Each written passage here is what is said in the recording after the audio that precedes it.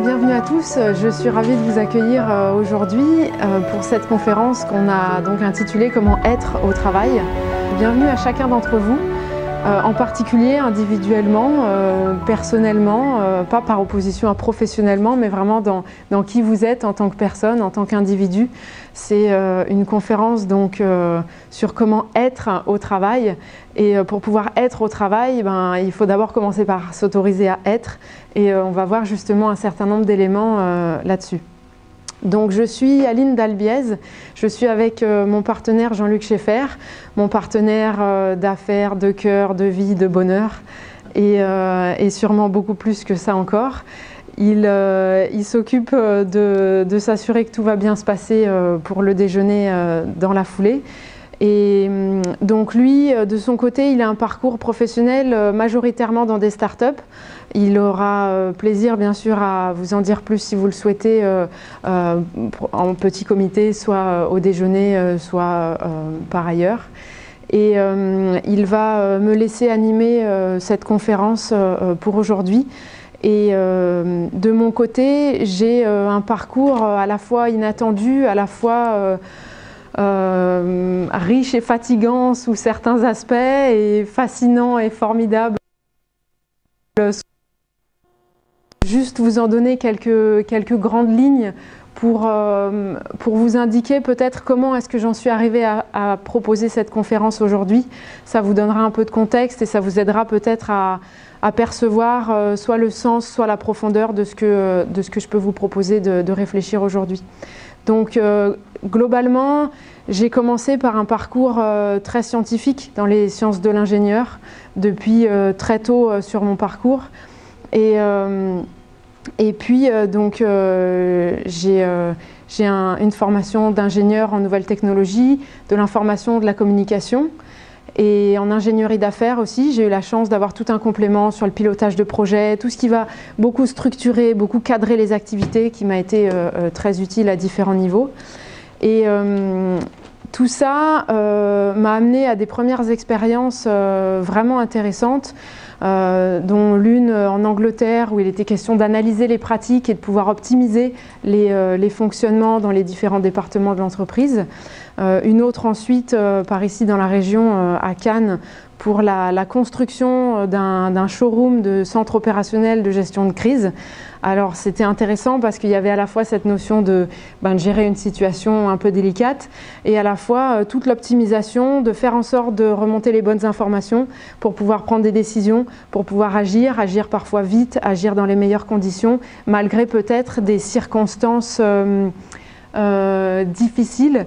Si par exemple dans une situation de crise tous les réseaux télécoms sont off, comment on fait pour communiquer? Ça typiquement c'est des choses qu'on va retrouver aussi dans les comportements humains. À un moment donné par exemple, si on est complètement en saturation de stress, comment on fait pour communiquer?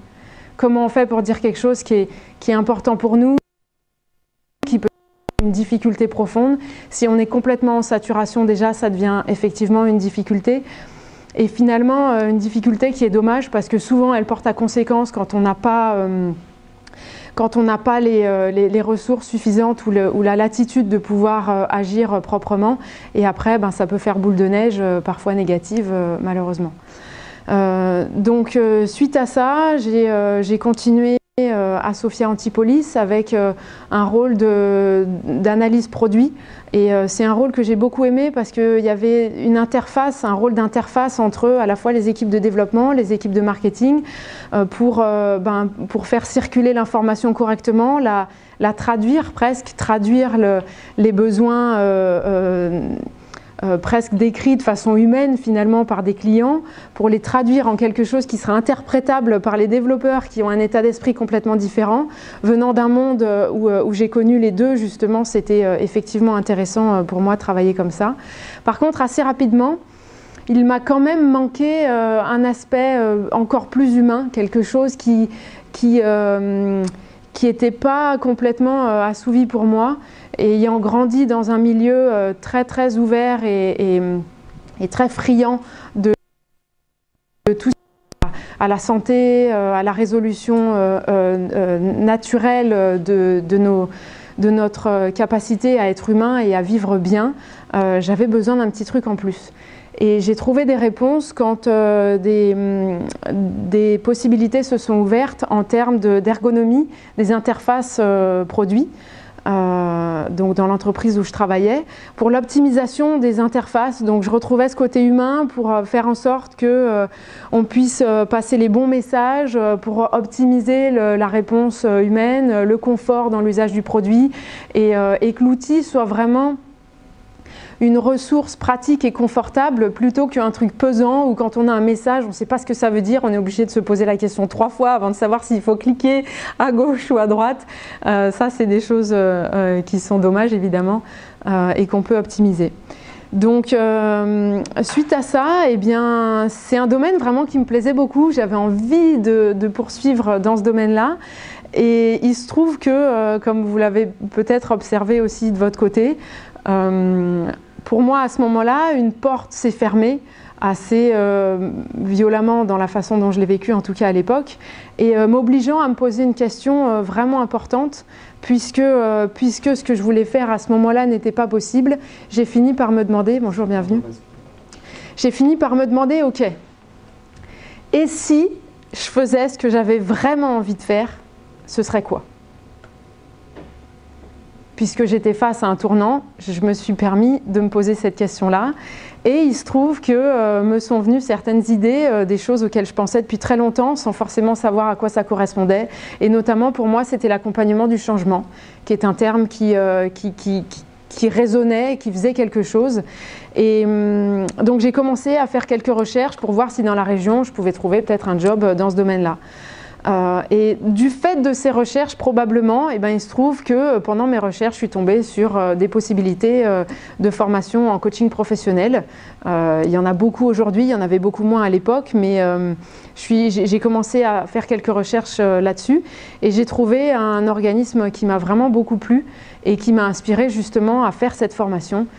J'étais la plus jeune à l'époque à être autorisée à suivre cette formation, mais mon parcours, mon recul, mon projet a fait que ça avait une cohérence et effectivement, avec les années de recul, puisque ça c'était en 2010, il y a déjà 9 ans, c'était tout à fait approprié par rapport à ce que j'ai fait ensuite et la façon dont ça s'est déroulé.